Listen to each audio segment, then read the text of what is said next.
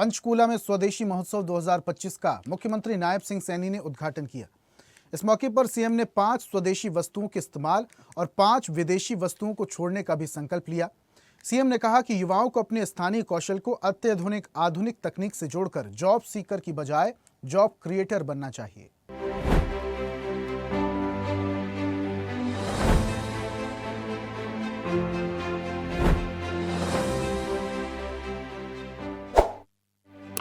पंचकुला में स्वदेशी महोत्सव 2025 का मुख्यमंत्री नायब सिंह सैनी ने उद्घाटन किया। इस मौके पर सीएम ने 5 स्वदेशी वस्तुओं के इस्तेमाल और 5 विदेशी वस्तुओं को छोड़ने का भी संकल्प लिया। सीएम ने कहा कि युवाओं को अपने स्थानीय कौशल को आधुनिक तकनीक से जोड़कर जॉब सीकर की बजाय जॉब क्रिएटर बनना चाहिए। उन्होंने कहा कि वर्तमान स्टार्टअप युग में स्वदेशी की अवधारणा केवल पारंपरिक उत्पादों तक सीमित नहीं है, बल्कि तकनीक, सॉफ्टवेयर, रक्षा उपकरण और सेमीकंडक्टर जैसे आधुनिक सेक्टर में भी स्वदेशी को बढ़ावा दिया जा रहा है। आज हम स्वदेशी महोत्सव के इस भव्य मंच पर आज हम आत्मनिर्भर भारत की एक झांकी हम देख रहे हैं। इस महोत्सव में उपस्थित तमाम महानुभाव का अभी सभी हम यहां पर हवन यज्ञ किया है, परिवारों सहित आकर के किया है और हवन यज्ञ की पूर्ण आहुति में हमने 5 स्वदेशी वस्तुओं को जीवन में धारण करने का संकल्प भी लिया है।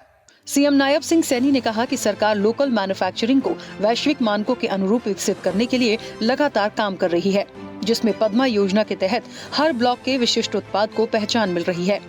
अंबाला के वैज्ञानिक उपकरण, पानीपत के हैंडलूम और रेवाड़ी की पीतल कला को राष्ट्रीय ही नहीं बल्कि अंतर्राष्ट्रीय स्तर पर ब्रांड इंडिया बनाने का लक्ष्य रखा गया है।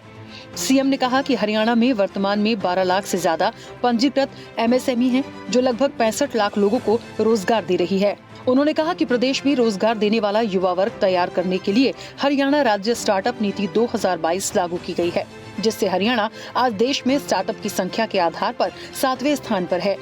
वर्तमान में प्रदेश में 9,500 से ज्यादा मान्यता प्राप्त स्टार्टअप्स हैं।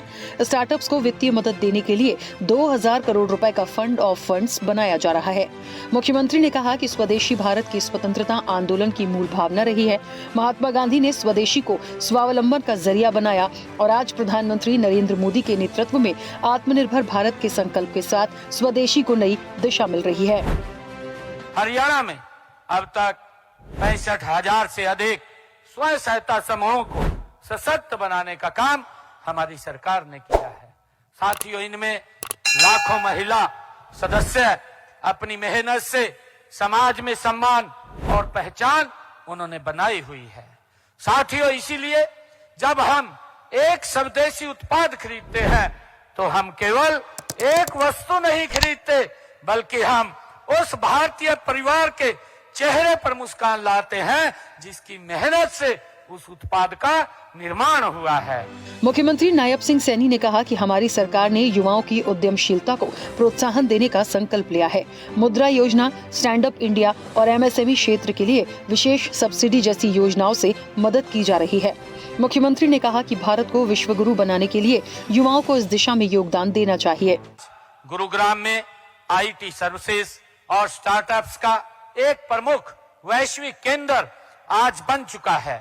हमने प्रदेश में स्टार्टअप्स की संख्या को 3 गुना करने का लक्ष्य हमने रखा है। हाल ही में हमने 22 स्टार्टअप्स को 1 करोड़ 14 लाख रुपए की वित्तीय सहायता भी देने का काम हमारी सरकार ने किया है।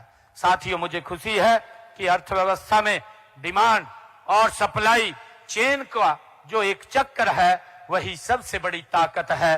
देश में डिमांड बढ़ने के लिए, डिमांड को पूरा करने के लिए हमारी सप्लाई चेन के हर स्टेक होल्डर का सशक्त होना ये हमारे लिए बहुत जरूरी है। सीएम सैनी ने कहा कि भारत आज विश्व की 4थी सबसे बड़ी अर्थव्यवस्था बन चुका है और जल्द ही 3रे स्थान पर पहुंचने की ओर बढ़ रहा है। प्रधानमंत्री ने 2030 तक $5 ट्रिलियन की अर्थव्यवस्था का लक्ष्य रखा है। इस लक्ष्य को पूरा करने के लिए हरियाणा सरकार भी कदम से कदम मिलाकर चल रही है। सीएम ने कहा कि गांव के कारीगर, स्वयं सहायता समूहों की बहनें और सूक्ष्म उद्यमी विकास यात्रा की सक्रिय भागीदारी से लक्ष्य को हासिल किया जा सकता है। जब कोई महिला सिलाई, डेयरी और हस्तशिल्प का काम शुरू करती है तो केवल आजीविका नहीं बल्कि समाज का भविष्य बनाती है। मुख्यमंत्री ने प्रदेश की जनता से स्वदेशी उत्पादों के इस्तेमाल और हरियाणा को प्लास्टिक कचरा मुक्त बनाने की अपील की। सीएम ने कहा कि आज के पर्यावरण को बचाकर हम आने वाली पीढ़ी के भविष्य को सुरक्षित कर सकते हैं। इससे पहले सीएम ने स्वदेशी मेले में लगे अलग-अलग स्टॉल का निरीक्षण किया। उन्होंने भारत माता मंदिर में पूजा अर्चना की और यज्ञ में आहुति डालकर प्रदेशवासियों की सुख समृद्धि की कामना की। हरियाणा डायरी।